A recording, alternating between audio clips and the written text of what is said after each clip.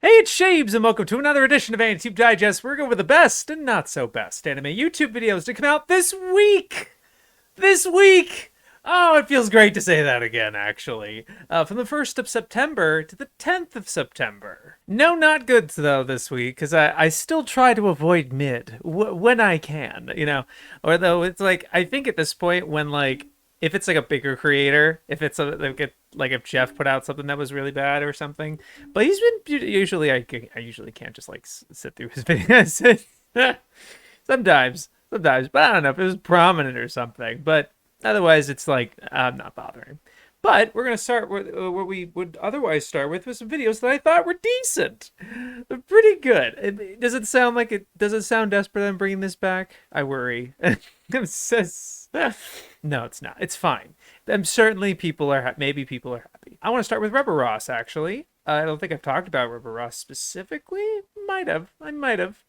One Piece animators in Gartic phone animation, no time limit, and it's an 11-hour stream, and this is the highlights of it. And it doesn't really.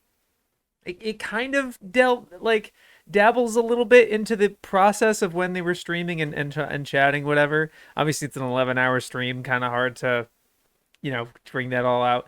But I guess maybe he's figured out from the time he's been doing Gartic Phone that really the thing people are actually there for and want to see isn't necessarily the drawing aspect so much as it is the final animations, which is Gartic Phone kind of it's a cool dramatic device where you see each person bring their drawing and it kind of builds as it goes on, and this is where it's not like other Gartic Phone, which is just kind of funny. It's like see how it goes or whatever, and sometimes people ruin it.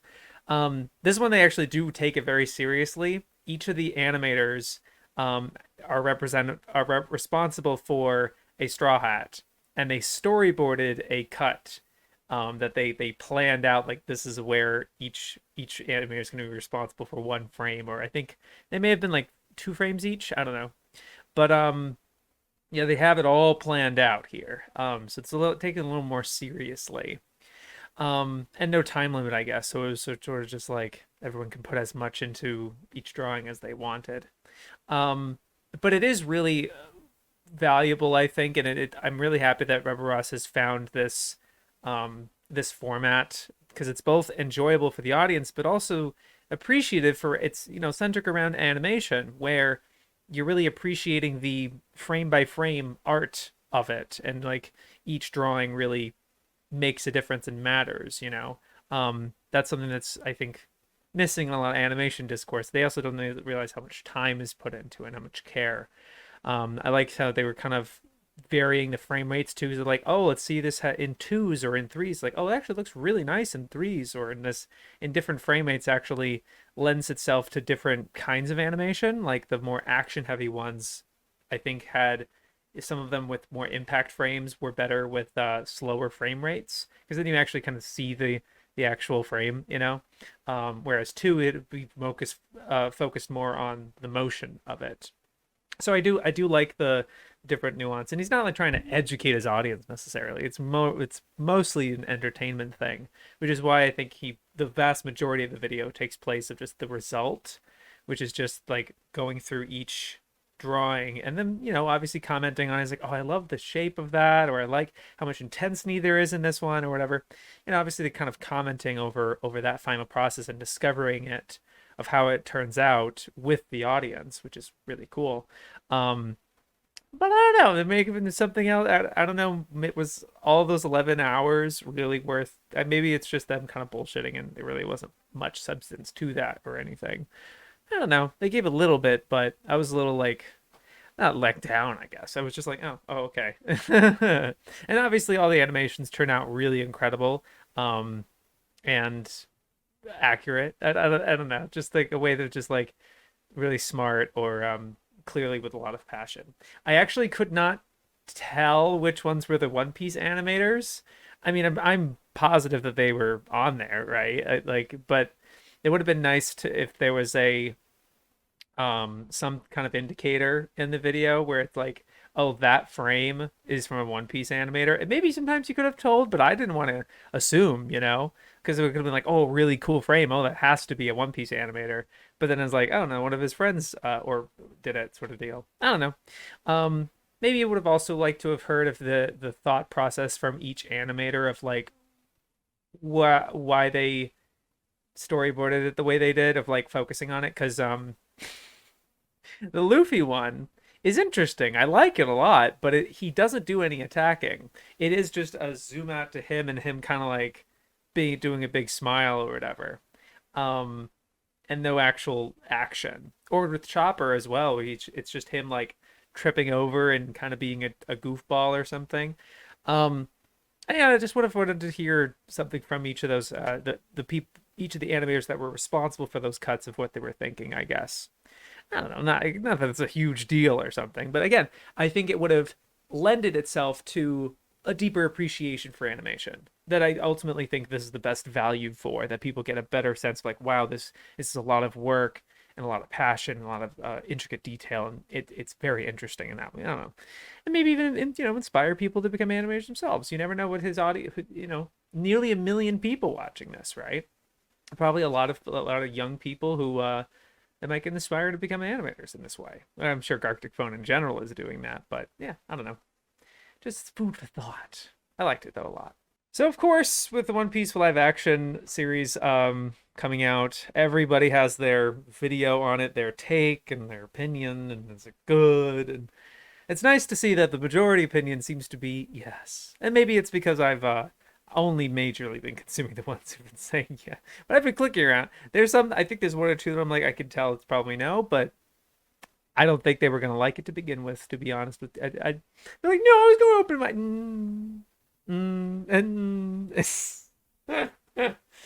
but I would say the King Recon's reaction to this was my favorite, where he posted his reaction, like his raw reaction to all 8 episodes. But then he had this half-hour video of kind of unscripted rambling about his impressions of it. And it wasn't necessarily, I liked it the best because it's not focusing so much on how good it is, or the compliments and going in different aspects or something.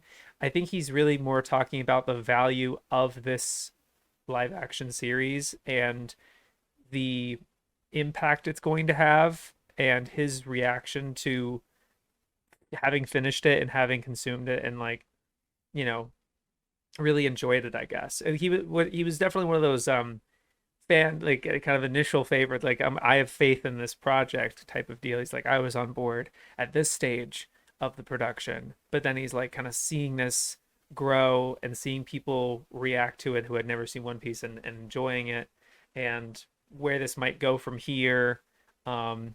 And kind of giving the soft logic of like the choices they made and that sort of thing. I just really like hearing his perspective a lot, especially as someone who's starting to get more into creating his own stories and maturing, and all of us are maturing, obviously, like getting older and stuff, but it's like us doing this YouTube stuff for so long. There's that progress and growth, and where we see ourselves in the future, and how much this story means to him, type of deal. I really enjoyed this perspective. I think it wasn't as much of like, this was good and this was bad, or I think it was more of a deeper conversation, which I wanted to shout you guys your way. I think it was really great. Yeah. Like, of course, I only put it in decent because I should logic that. I don't know.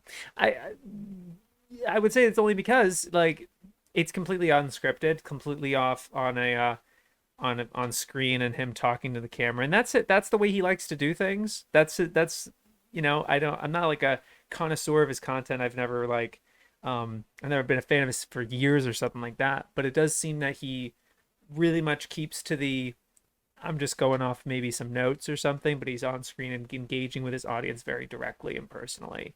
And that's probably why he has such a dedicated fan, and not necessarily growing in like the wide scale of things, but like enriching his audience and deepening them and keeping them as fans, right? Because that's the really big thing, is that like, the average half-life of an anime fan, people can easily fall out of love with this stuff once they leave high school, once they leave college, or whatever. Really, when they have these responsibilities that take up a lot of their time, right? I'm certainly starting to feel that with growing older and everything, and having these obligations and responsibilities, and taking on new projects and stuff. Um, but it's to keeping that in mind, and still keeping the pulse and not being complacent with like, oh, I am an anime fan. What's the last episode of anime I've watched? Oh, 5 months ago. You know, just making keeping conscientious of that. But it's not like it was a super, and I also I did watch it kind of a while ago. So I'm sorry I don't have as much detailed thoughts on it, I guess. But I certainly enjoyed it a lot. But I guess you get a decent is more just like it is what it is. It's only like a certain level, like whatever. I don't need to justify it. Whatever, yeah. I really liked it. And I thought I'd finish the trifecta of One Piece related videos. It's Digest is different now that I've experienced One Piece, and I can watch a lot of One Piece videos now, and I'll be more likely to, because I've become a big fan. The video We Deserve from GrandLineReview. I think I've talked about his videos before, pretty sure. Yeah, like a man in a room, I think, his second channel. But his I think this might be the first like Grand Line review specifically. But he's talking about all the whack theories that they've had over the years, of that fans have had over the years, that we were like that completely aged poorly, or just like, oh god.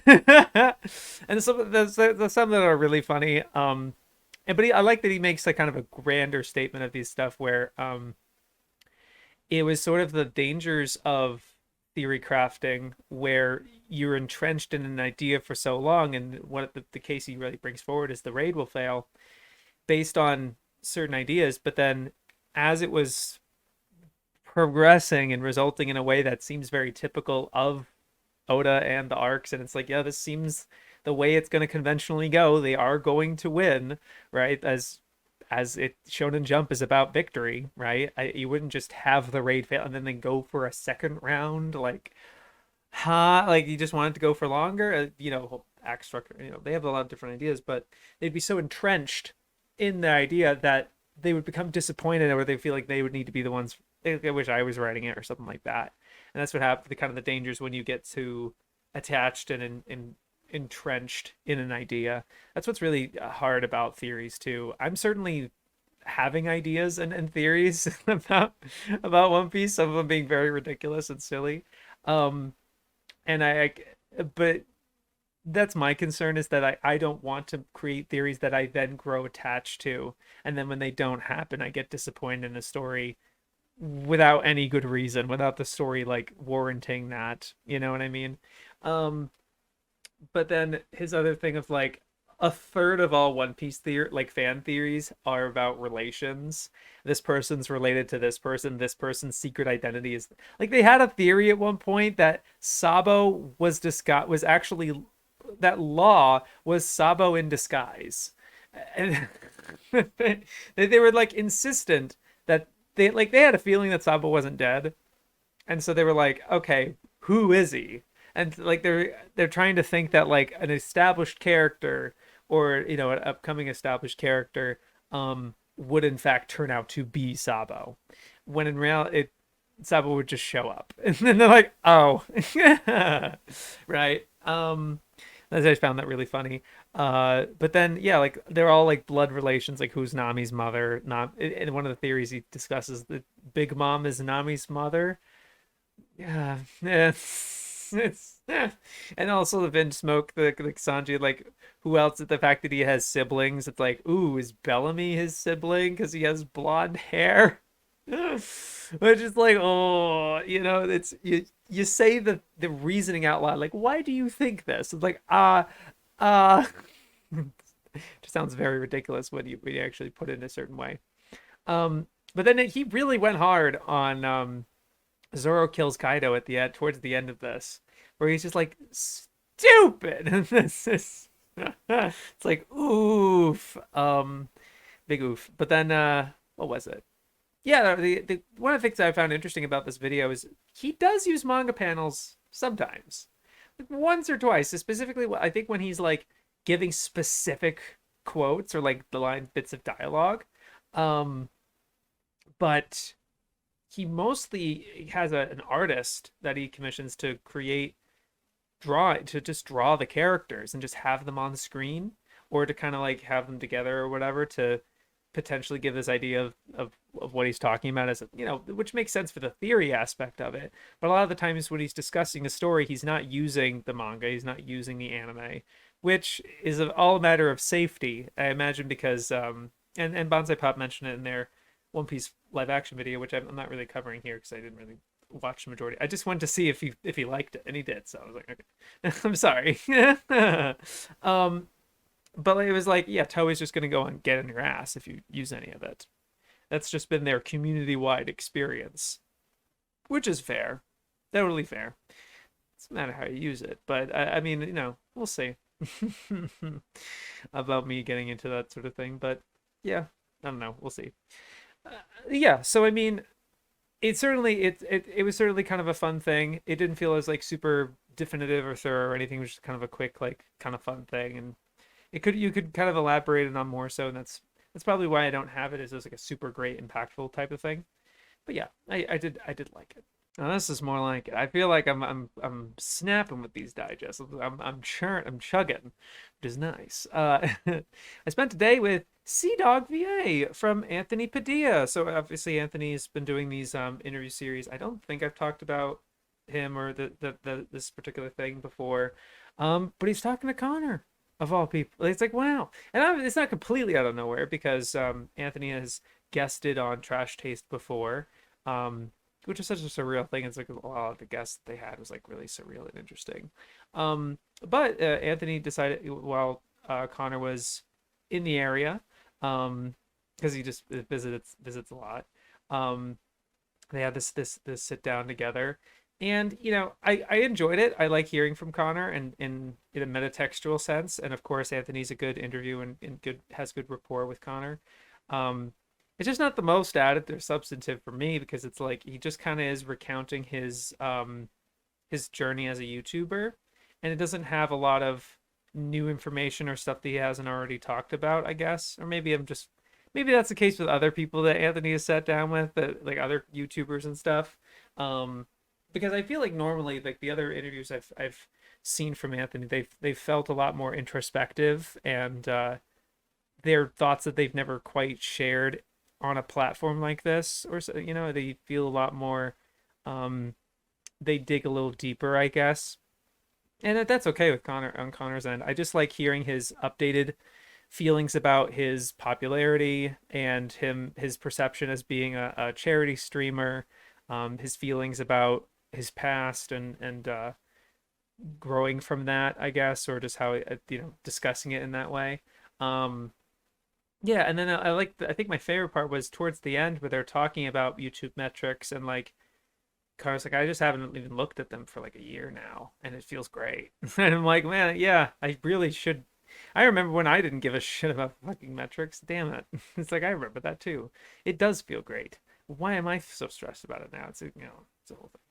But yeah, that was an encouraging talk. Again, not the most substantive thing, but I thought it was interesting, and happy to share it with you guys. Yeah, yeah. And another conversation that was had this week, or a couple days ago, is from Suin account. Animation is hard. It's a conversation with an animator, Simon Bede specifically.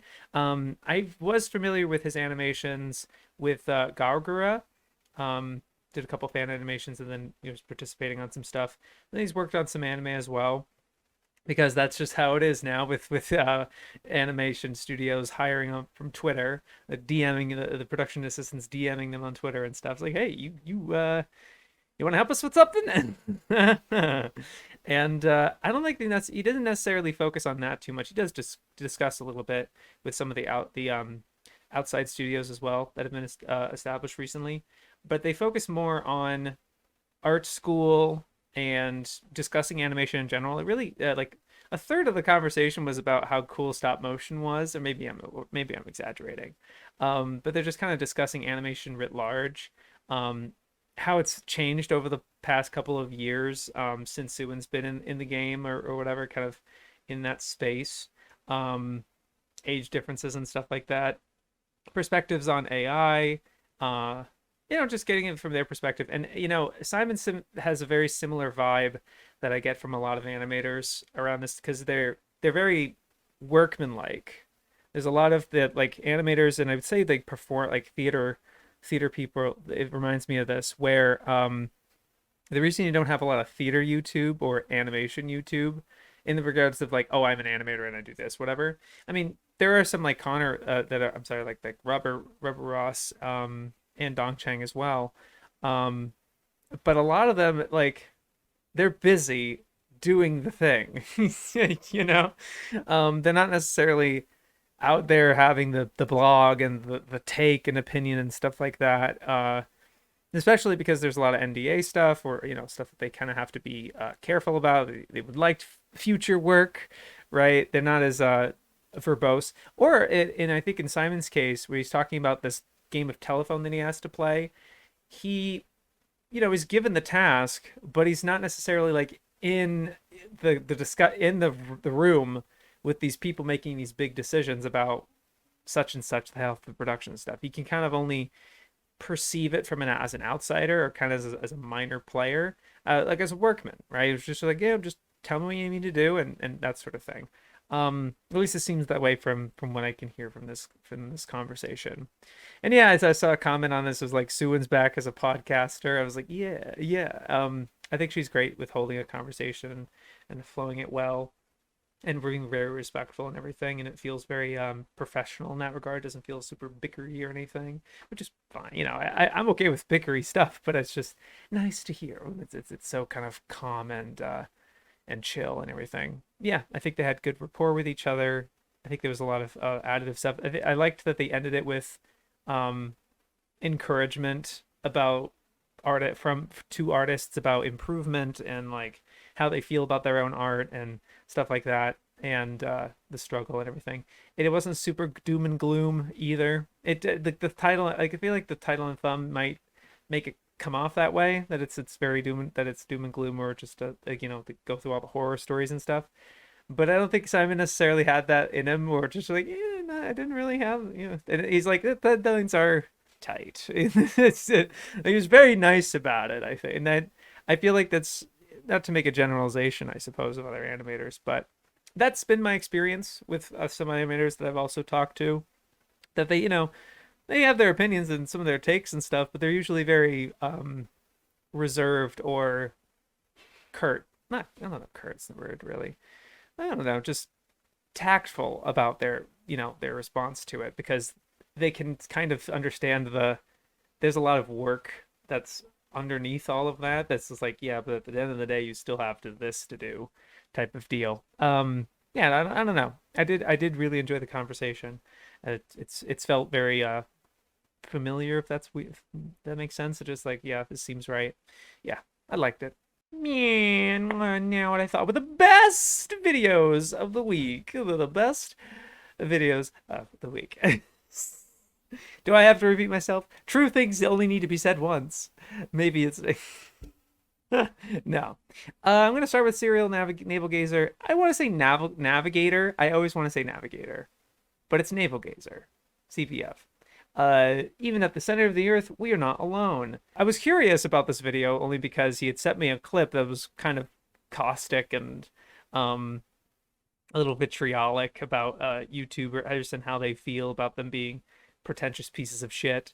And I'm like, I don't get good vibes.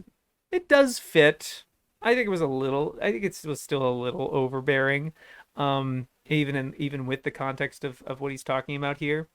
But otherwise, I will say that's like, I don't really know what this is. I didn't really know what I was going into. I was more clicking on it for that sort of thing. It's like, what is he talking about? That's just the curiosity of where that's coming from, I guess. But what I got was really good, because I had never heard of this comic before, and I like that he's talking about it from the perspective of like someone trying to get into it for the first time, or like, he's like, I gotta get into this sort of thing, and I haven't seen the classics yet, but here's one that I was like, holy shit.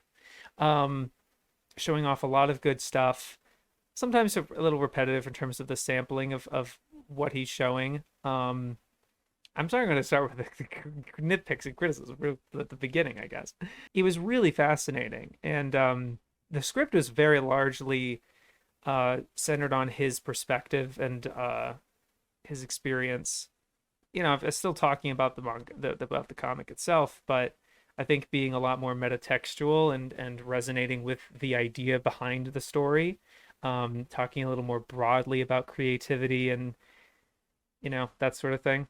Um, his experience as a creator online and stuff, and being a little self-deprecating himself towards the end of like, oh, they made this at 22, and all I can do is talk about it on this shitty YouTube channel or whatever. And that there's something to that, I guess. But it is a matter of what you put your time into, right? If you don't think it's worth, if you feel like you're undervaluing what you're doing, it's just like, oh, I don't feel as, it doesn't feel as additive or artistic to talk about this sort of or analyze it or whatever, then don't make your own thing. You know what I mean? Or it's okay to just experience media and be deeply affected by it, but then not discuss it or create something yourself. Not everyone in the world is an artist, right? And that doesn't make them less of a person. Not to say that you're saying, I'm not saying, no. I don't know. I would just be like, it's okay to be that person who is talking about the media. We're not a lesser class of creator just because we're talking about another person's creation. It just felt like to me that was what you seemed to be implying. And maybe I'm being defensive in that regard because I am one of those people. I guess my logic, I mentioned this in my Access to Tazaki video where, I had my own original ideas and stuff, but then I would experience these media that were way bigger than myself, that was not is bigger than any one person. Animation in particular, the thing that I choose to focus on is so often so much bigger than one person, even if it's from the mind of one person or the one person's like the big credit or whatever. They still had a ton of people helping them to realize that. And I'm sure this author of this, even of this comic, had help of her own as well. There isn't anything super heroic or whatever about doing stuff by yourself either. But I guess it was like, not to say you're saying that either. I don't know. But I guess the focus you had on this was the script just felt very special. It really felt like very thought-provoking, and your showcasing of it. I really appreciated that most of the time you showed both pages when you're opening it. You in the video you have both pages as if you were like physically reading it. That's something that I've tried to do recently with presenting manga. Although my thing with it that I've with my it the reason it was like that with my Ninku video was also because the footage I was incorporating with the manga was in 4:3, and that was the real reason I put it in 4:3. But what that led to was that because it was in a box like that, it would fill up the screen more, or at least in a vertical sense, not by much, not by a ton, but it wouldn't be stretched like this. And for some reason, when it's like that, images are that much like smaller. So like if you put two vertical pages on here, the boxes are very small, the dialogue is very small. It often didn't feel like I would be able to engage, like I wouldn't be able to give direct examples, or like I wasn't able to experience direct examples of what you were talking about, just kind of a vague image because it was that far away from me because of how small it was when you have it in a widescreen, when you exported it as widescreen. But that's a small, really tiny nitpick. Like it's I think the ultimate advantage of the way you presented it was solid. And I could also give the criticism of like, because like I'm giving you a lot of like critiques, I guess, or things of like that was but they're not flaws. None of the things I'm talking about. They're just things that are making me think. And a video that makes me think is a lot better than a video that was like, that was nice. Yeah, even the videos I'm just like that I give a not good to, I end up learning a lot from because there's I'm not to say this is I'm giving it a best for these reasons of just like it felt very raw, personal. I think the subject was very unique. I'd never heard of this comic before, and metatextual and broad and interesting, and a harrowing subject matter, right? Of suicidal depression. The thing was just that like there wasn't a ton of concrete examples.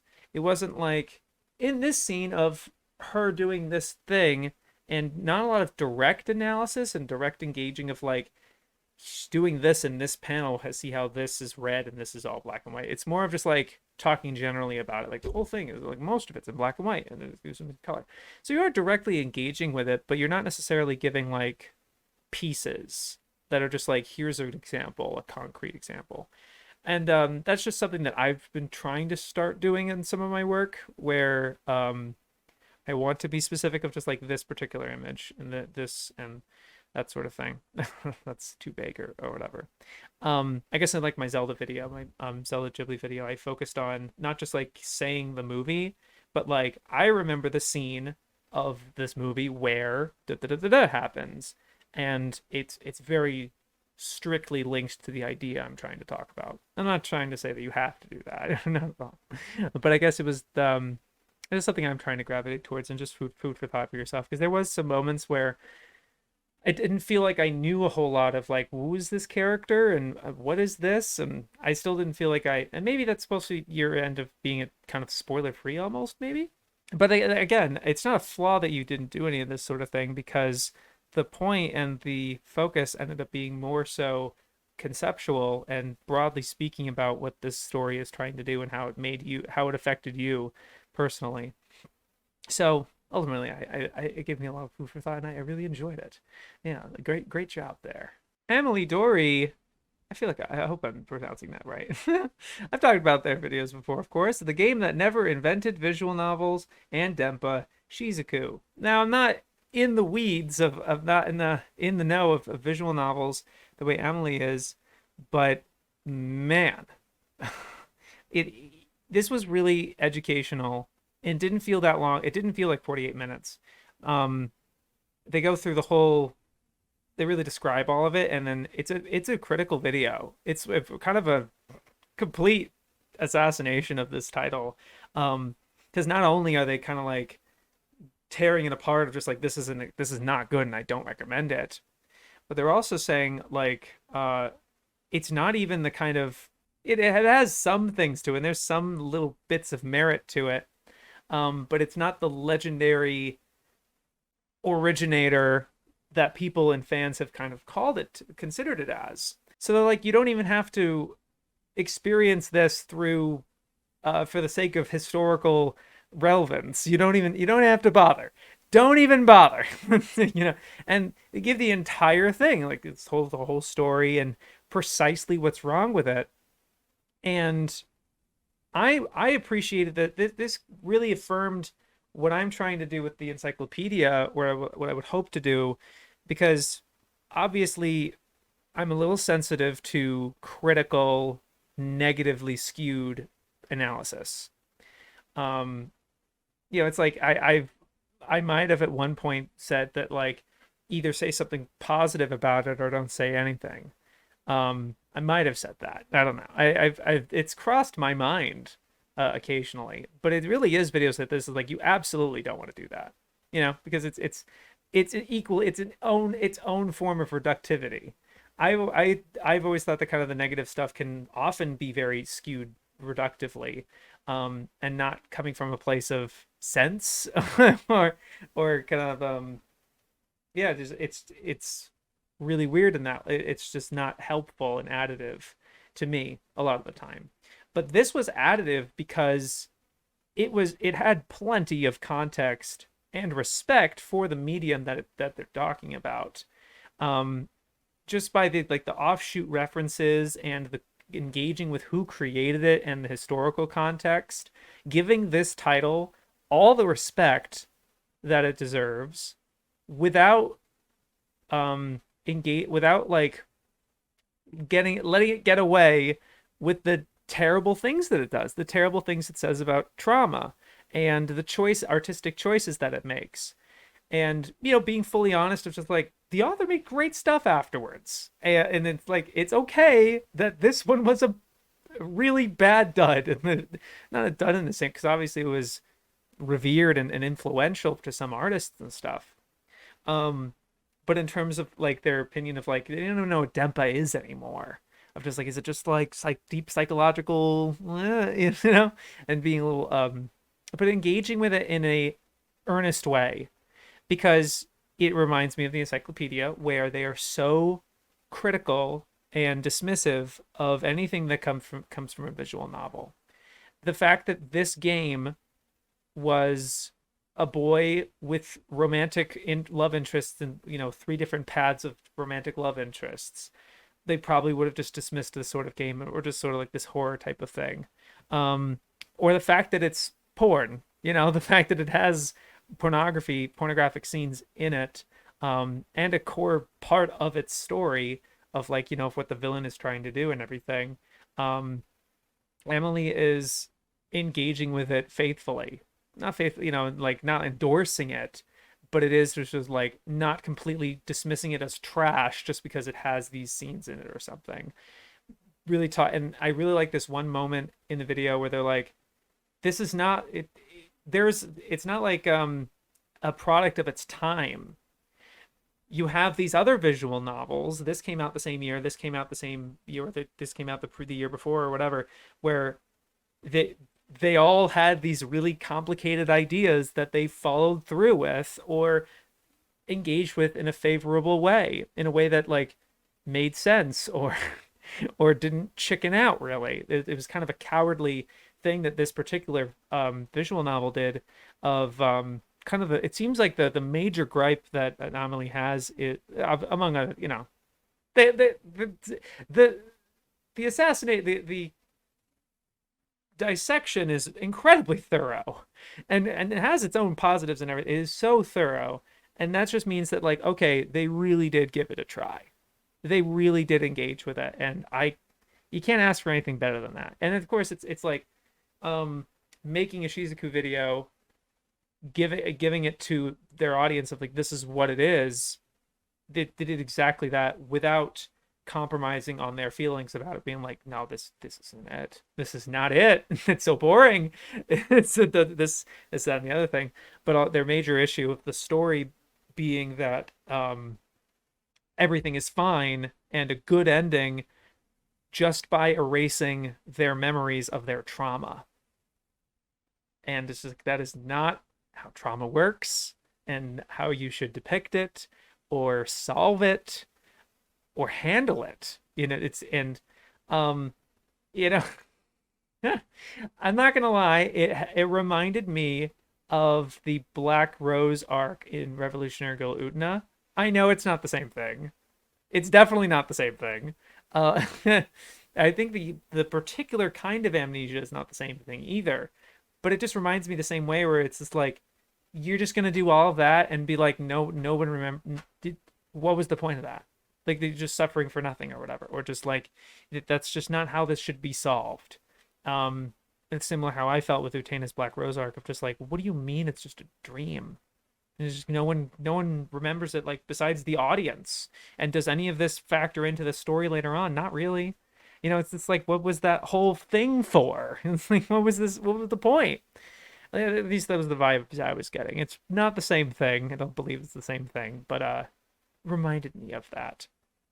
But yeah, no, this was really valuable and important for me to watch, because it was something that's like, this is how you do negative review, a negative analysis, where you are demonstrating a clear understanding of the material and where it's coming from and its contemporaries. You're not just kind of experiencing this in a vacuum and expecting it to be something it isn't. Like what Cineclitic said this past month of criticizing ramen for not tasting like spaghetti, right? If that makes sense, it's the same kind of thing. Or if I'm mixing certain metaphors up or what, I don't know. But yeah, this was really valuable and interesting, and I'm happy it's doing really well. I did see a tweet that they were like, "Holy shit!" Like, I think this is 1 out of 10, or like a really strong really strong performer in just a couple days. So that's really encouraging. Best of luck with the future love, and I'm looking forward to the next video. Yay! I think this is the first time I'm talking about Moondoggie. And wow, I want to check out a lot of their videos now. One Piece rediscovering what it means to have fun. And it's centered on the One Piece trading card game, but he's not describing it. He's more talking about the impetus of it, of how he's feeling lately, his productivity, his mindset on things, his yeah, it's just a thought piece really. It's feels very vloggy almost. Like he's almost talking to the camera almost like Swoozy, but there isn't anything like that. Like in the whole video is animated. Albeit economically, but I will give you the compliment. This really feels like anime. There's some actors in our space that are like, this is anime. Like we're making an anime or animating it like anime or whatever. But this actually was like, yes, if you're trying to nail that aesthetic of like this is like an anime or something, um, I'm getting that vibe. I am definitely like, yes. And I'm coming with, obviously it's the reason I'm framing it like it's still a YouTube video. I'm not like completely like, whoa, I will say Otaku Versus is also similar, but that's them like actually getting a Japanese studio and actually getting Japanese animators and stuff and doing all this work to really making it feel that way. But like it's because you can't escape this being a YouTube video, right? And especially your subject matter being yourself and your perspective on things. I'm not like disillusioned. I'm not tricked and be like, this is real anime or anything. But it's the choices that you're using, the settings. I thought the mouth animation was particularly interesting. I don't think I've seen the way, because like the way you have the mouth with the teeth kind of going out, like there's no there's no like seam, if that makes sense. Is not this when you have your mouth kind of closed like or whatever. But to see your mouth kind of to see the way you animate the mouth opening and the way they close it, you actually, it seems like you animate very meticulously. The teeth lines seal up and kind of close up. I don't feel like it's weird. I've never really seen other anime do that, but it was very fascinating. It was just something I want to point out. I was like, huh. I was mesmerized by it, really. But this was just such a delight to watch, and it just like, it's not necessarily trying to make this big, grand, pretentious point, even though it can maybe sometimes have this elevated, dramatic feel to it. I think your very dry delivery and yeah, just the dry delivery and the focus of it, not taking it super seriously, having a bit of some comedic bits to it, and it felt very swoozy as well. Just the you ever feel like da da da da, and oh fuck, kind of like the, I don't know, conversational vibe that this has. This was just really nice. Yeah, I just really liked this vibe, and the fact that your other videos have a similar look, like they have a similar vibe with thumbnails and titles, definitely encourages me to try the rest of them similar to Swoozy again, where if you watch a video of his, it feels like you want to like binge a bunch of them. It's that kind of YouTuber vibe, mind aspect. Yeah, I just that's a good pocket. Keep it up. I'm very interested. Obviously, I'm subscribed. Looking forward to your next ones. Yeah, I'll be tuning in. Hell yeah. And I want to say what this I thought was the best video this week, or super valuable. Like holy shit, Ermi. Wow, and I'm not biased at all because I'll have you know. No, I did voice in this video, but also Ermi's patroning me, but doesn't matter for sure. We're both mutual creators here, but the male gaze in anime and its effect. And this is a subject that like, here we go. It's so funny, and I think what was make this the most valuable for me is that like, it's so funny how many people talk about the male gaze, but they don't actually understand where it comes from and the utility of it, or its effect, as the video is saying. It's not a judgmental video at all. Because yeah, that's the thing with male gaze, that it always comes with judgment. And maybe I'm just a sensitive male who's feeling that way. Um, I'm liking that this is not only being like, yeah, it exists, and but it's like, okay, where did that come from? Where is he coming from? And citing these studies and these academics, and talking, kind of discussing the impetus of this and the development of it. That the fact that, like, because it was so funny, especially as someone who's been reading the encyclopedia, and how they are tearing their hair out about these moe shows, about these cute girls doing cute things, about K-On being this like pornographic thing. They're like categorizing it as erotica and pornography because only men are watching this. And the fact that they don't really seem to pull it back further than the 2000s, where when this has been a thing since Lum, and even before that with shoujo manga in particular, and really pulling this back of this, like, where is this coming from, and again, not coming from a judgmental point of view at all.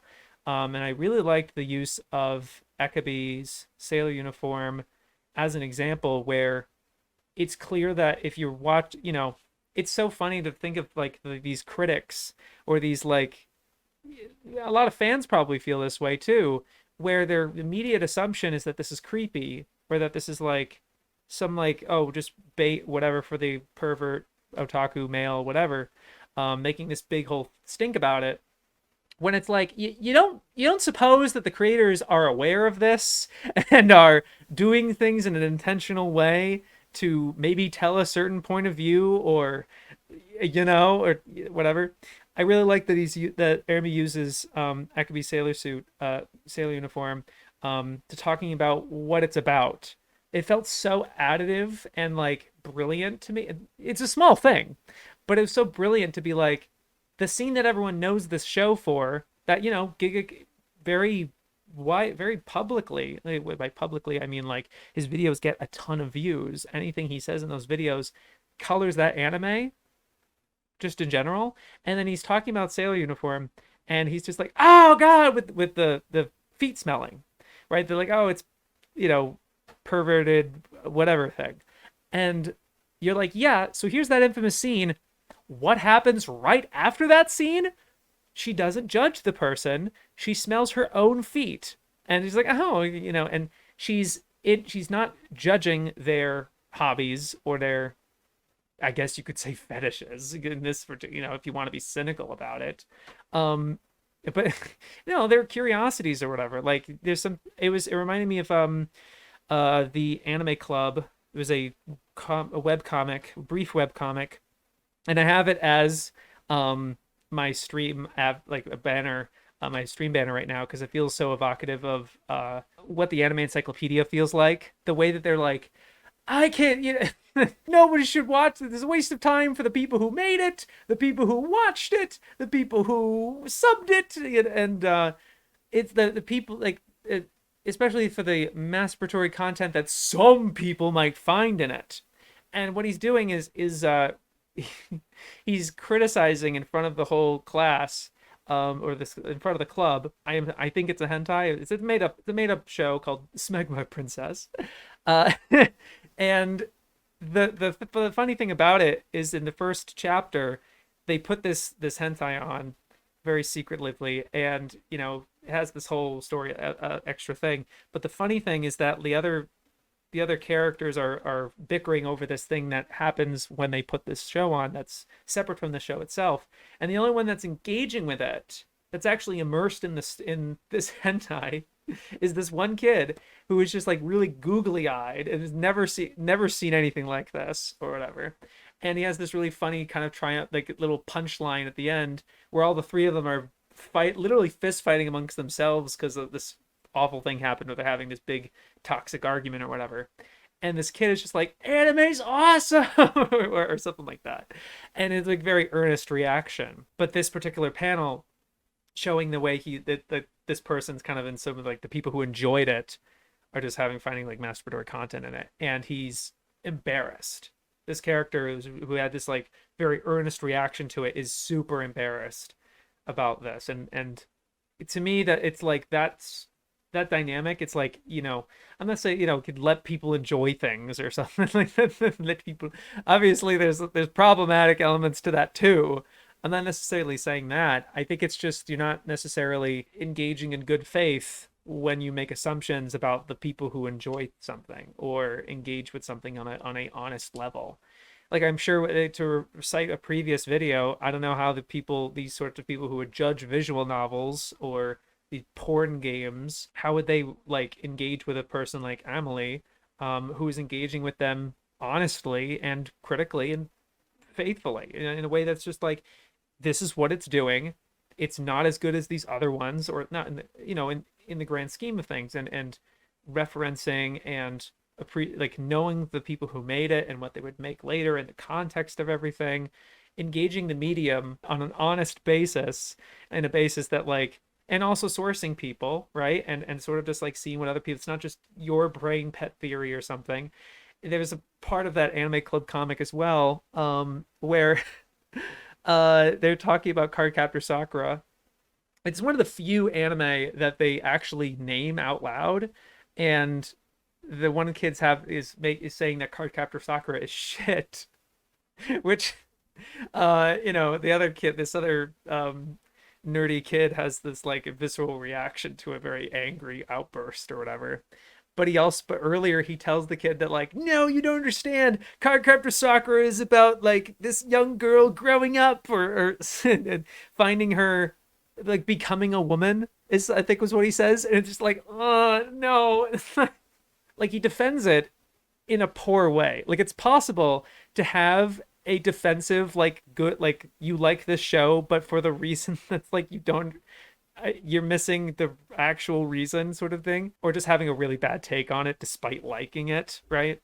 I feel like that's possible and not engage it. You can be misguided in a way. Ermi finds a really great constructive and additive perspective in that regard. And also the setup you had was really nice and enviable to me, where you have a lot of the editing to it, but within the TV, but like, I really thought that the middle part where you're engaging visual, like in person, and then having the TV next to you and having your editing type of video type of editing type of style, but within that confine, but you're still talking, so you kind of have best of both worlds almost. I think it was really smart. But then of course the rest of it feels very posh and well stylistically edited. I think I don't know how much of it you're editing and how much your editor is editing, but there's that collaboration and just that craft in general. I think it's really looking nice. I think you have a great stuff, and I'm much looking forward to your longer video on the origin of otaku, I believe is the general idea of it, and or whatever.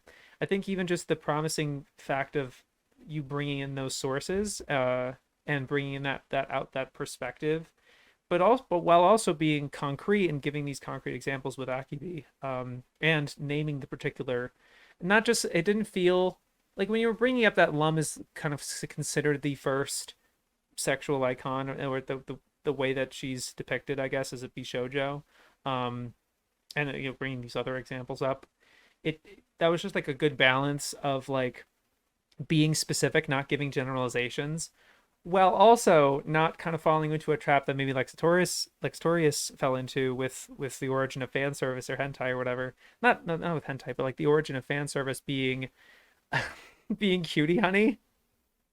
The origin of sexual fan service is cutie honey, and it's specific, but it's not wholly accurate. I feel like you had you struck a good balance where it wasn't like it needed to be the particular one, but it's like it was this one blew up. This one was the big one, right? But there's other examples leading up to it, but that was like the big one. I think that was like a really smart balance. I think I just really enjoyed it. It was a wonderful time. Great job. Hey, yep, that'll do it for this installment of AniTube Digest. Thank you very much for watching. You guys are great. If you want to, you have a request video, which I now do reactions for, that is available for $10 patrons. Just wanted to say that. I don't know why. You guys are great. You have a great week. I will see you next week. Fucking yeah, we're back. Yo, peace.